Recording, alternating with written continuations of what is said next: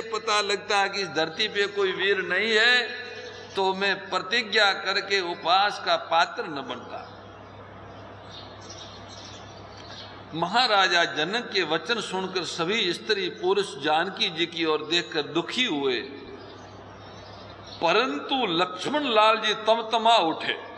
उनकी भौहें टेढ़ी हो गई, होठ फड़कने लगे और नेत्र क्रोध से लाल हो गए। फिर भी श्री रघुवीर जी के डर से कुछ कह तो नहीं सकते, पर महाराजा जनक के वचन उनको बाण के समान लागे। जब वो नहीं रह सके, खूब अपने को रोका पर रोक नहीं सके, तो श्री रामचंद्र जी के चरण कमलों में सिर नवा के बोले। क्या बोले? संत तुलसीदास जी की वाणी में सुनिए।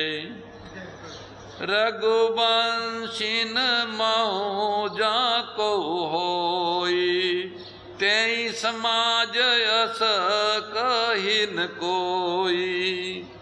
कही जनक जसी अनुचित बानी, विद्यमान रघुकुल मनि जानी।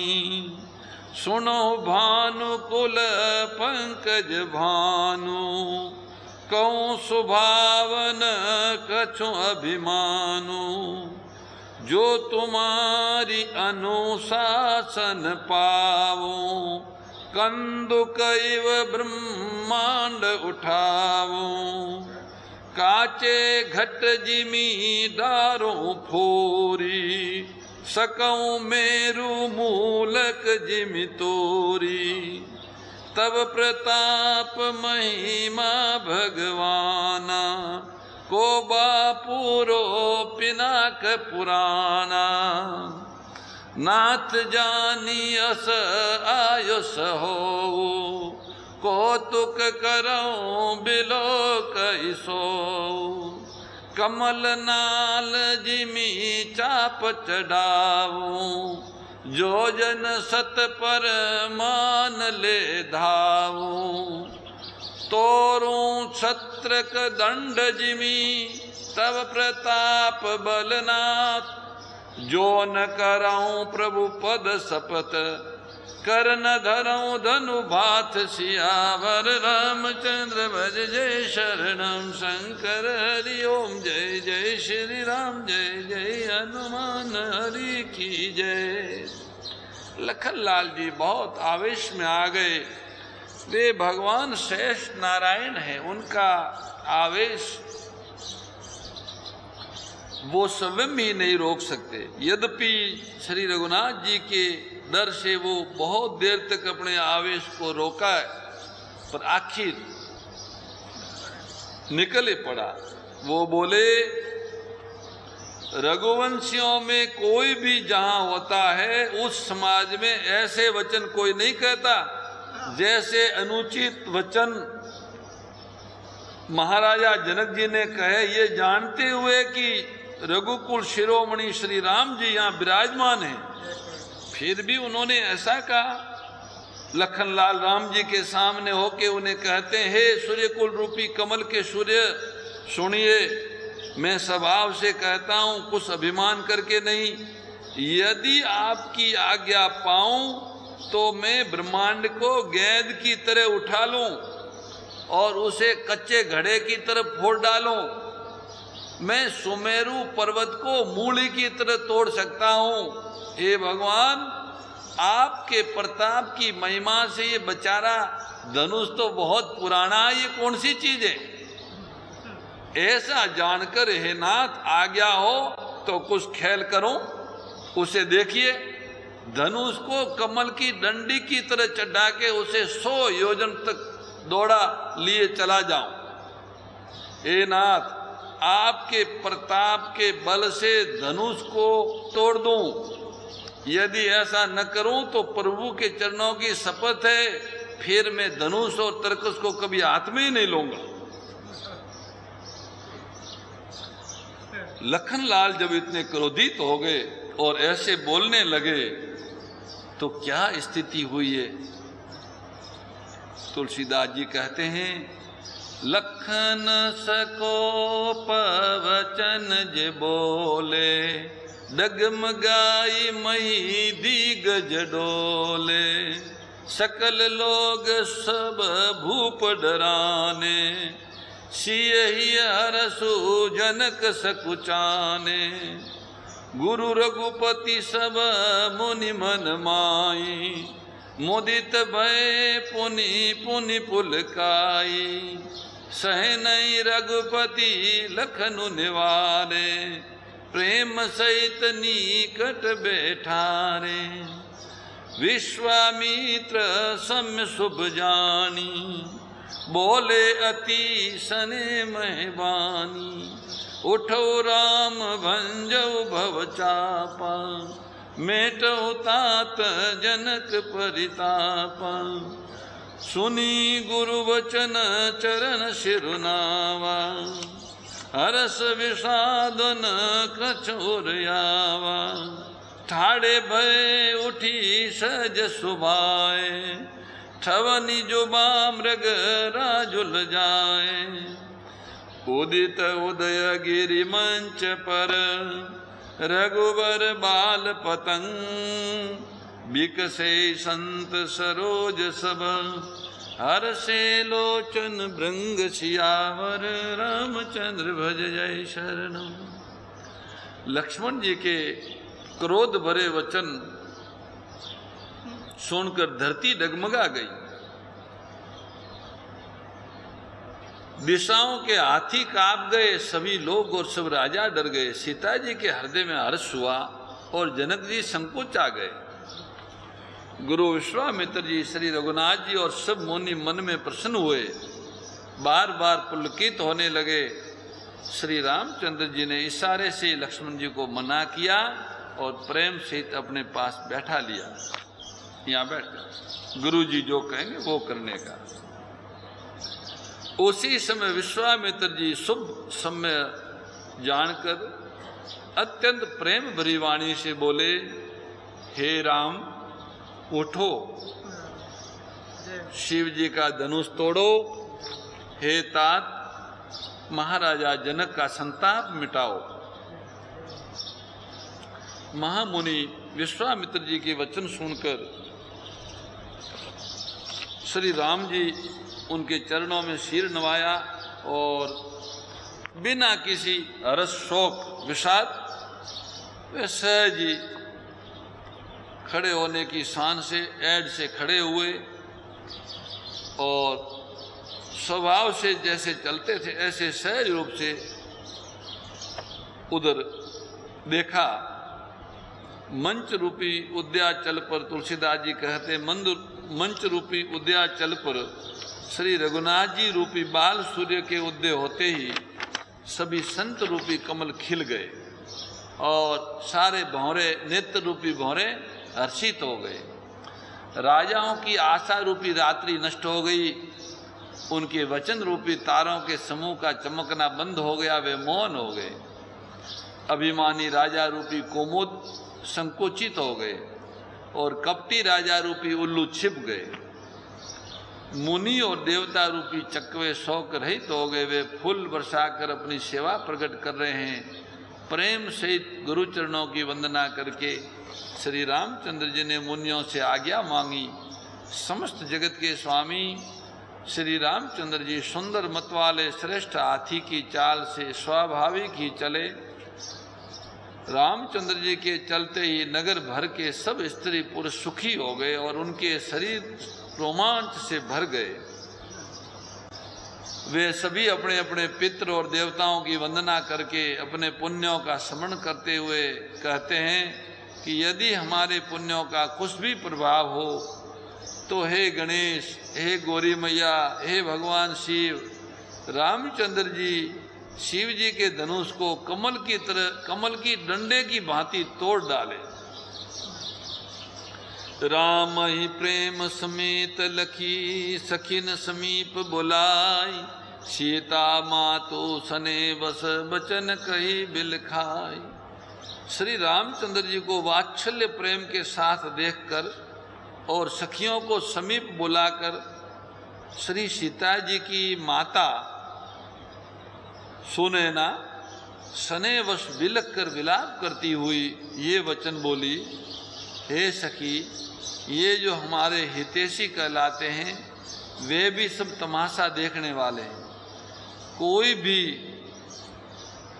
इनके गुरु विश्वामित्र जी को समझा कर नहीं कहता कि ये श्री राम जी बालक है, इनके लिए ऐसा हठ अच्छा नहीं है।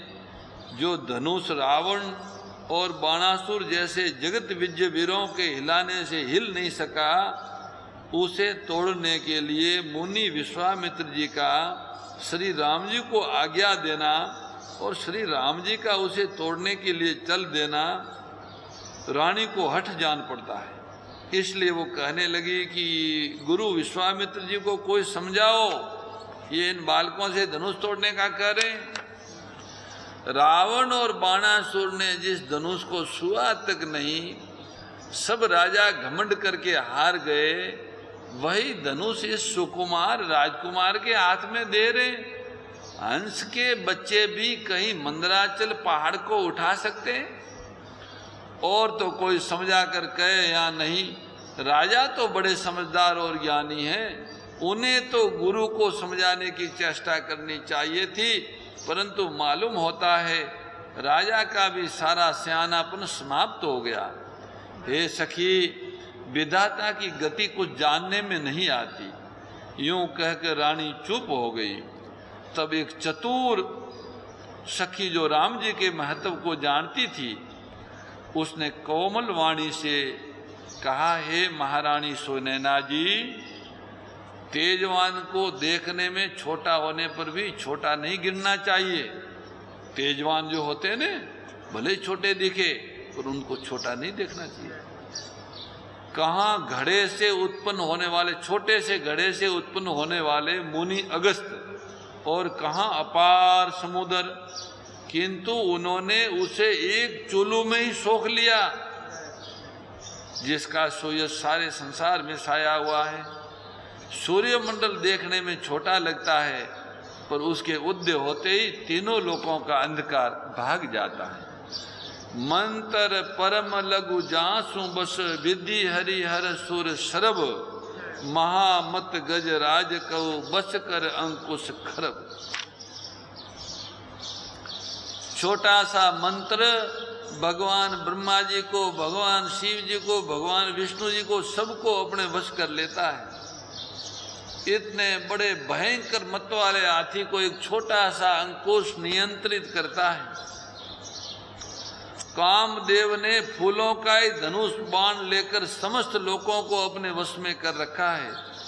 हे सुनैना देवी, ऐसा जानकर संदेह त्याग दीजिए। हे रानी सुनिए, श्री रामचंद्र जी धनुष को अवश्य तोड़ेंगे। सखी के वचन सुनकर रानी को श्री राम जी के सामर्थ्य के संबंध में विश्वास हो गया। उनकी उदासी मिट गई और श्री राम जी के प्रति उनका प्रेम अत्यंत बढ़ गया। उस समय श्री रामचंद्र जी को देखकर श्री लाडली जी, श्री जानकी जी भयभीत हृदय से जिस देवता से विनती कर रही हैं, तो मन ही मन मनाव अकुलानी, हो प्रसन्न महेश भवानी, करो सफल आपनि शिवकाई, करी हितु हरो चाप गुरु आई। गणनायक बरदायक देवा, आज लगी कि नहीं तो सेवा, बार बार विनती सुनि मोरी, करो चाप गुरुता अति थोरी। देखी देखी रघुबीर तन सुर मनाव धरी धीर, भरे बिलोचन प्रेम जल पुल कावल शरीर। सीता जी बहुत दुखी हो रही है। वो व्याकुल होकर मन ही मन भगवान शिव जी को प्रार्थना कर रही है, हे महेश भवानी, मुझ पर प्रसन्न हो जाइए। मैंने आपकी जो सेवा की है उसको सफल कीजिए। मुझ पर स्नेह करके धनुष के भारीपन को हर लीजिए, धनुष को हल्का बना दीजिए। हे गणों के नायक, वर देने वाले देवता गणेश जी, मैंने आज तक आपकी जितनी सेवा की थी बस उसके बदले में बार बार मैं एक ही आपसे मांगती हूँ कि इस धनुष को हल्का कर दो, इसका भारीपण कम कर दो। श्री रघुनाथ जी की ओर देखकर सीता जी धीरज धरकर देवताओं को मना रही है। उनके नेत्रों में प्रेम के आंसू भरे हैं और शरीर में रोमांच हो रहा है। अच्छी तरह यह सब नेत्र भरकर श्री राम जी की शोभा देखकर फिर पिता के प्रण का स्मरण करके सीता जी का मन बहुत क्षुब्ध हो उठा। वे मन ही मन कहने लगी, ओहो पिताजी ने बड़ा ही कठिन हठ किया है, वे लाभ हानि कुछ भी नहीं समझ रहे। मंत्री डर रहे हैं, इसलिए कोई उन्हें सीख भी नहीं देता। पंडितों की सभा में ये बड़ा अनुचित हो रहा है। कहाँ तो वज्र जैसा कठोर ये धनुष और कहाँ कोमल शरीर किशोर श्याम सुंदर। हे विधाता, मैं हृदय में किस तरह धीरज धरूं? शीर्ष के फूल के कण से कहीं हीरा सेदा जा सकता है क्या? सारी सभा की बुद्धि भोली बावली हो गई। शिव जी के धनुष, अब तो मुझे तुम्हारा ही सहारा है।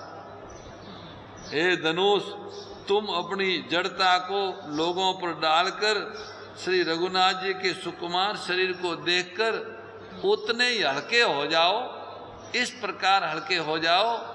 इस प्रकार सीता जी के मन में बड़ा ही संताप हो रहा है। निमेष का एक लव अंश भी 100 युगों के समान बीत रहा है। प्रभु चितई पुनि चितई मई, राजत लोचन डोल, खेलत मन सी जमीन जुग, जनु विदु मंडल डोल।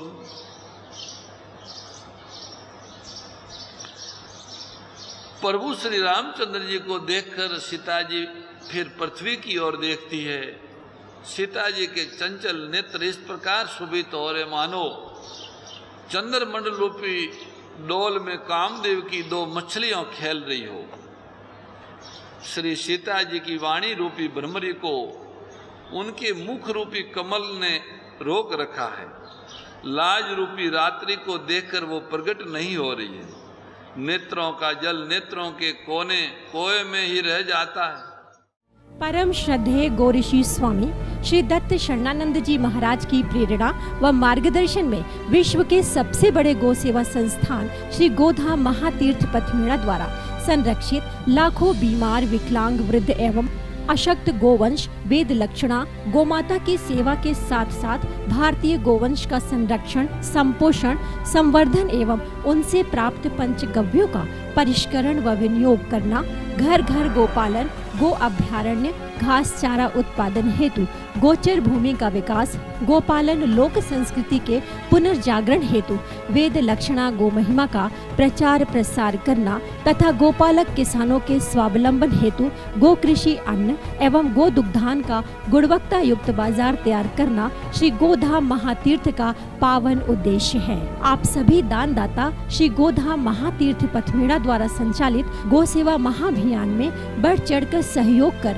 लाखों बीमार, विकलांग, वृद्ध एवं अशक्त गोवंश के गोग्रास सेवा हेतु श्री गोधाम महातीर्थ पथमेड़ा लोक पुण्यार्थ न्यास के बैंक ऑफ बड़ौदा खाता संख्या 084901000238827 IFSC कोड BARB 0 ASHRAM शाखा आश्रम रोड अहमदाबाद में गोग्रास सेवा निमित्त जमा कर सकते हैं। अधिक जानकारी के लिए संपर्क करें 7742093179 7665059999 7073000151।